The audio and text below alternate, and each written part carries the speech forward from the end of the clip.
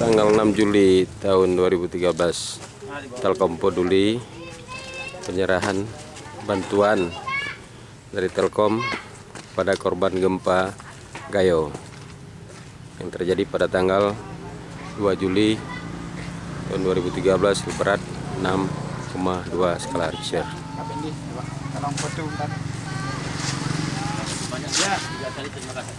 Abang mau kemana, Bang?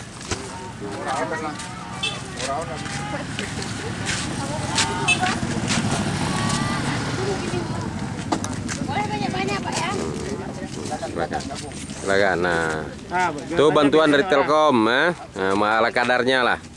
Ini. Ucapkan terima kasih.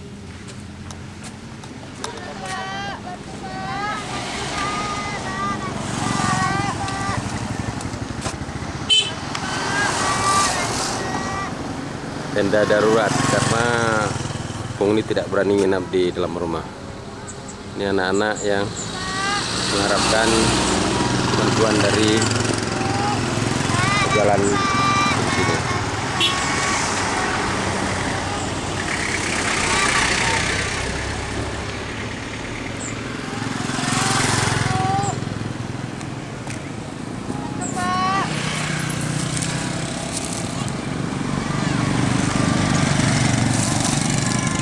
Mobil SPD yang ikut mengantarkan bantuan.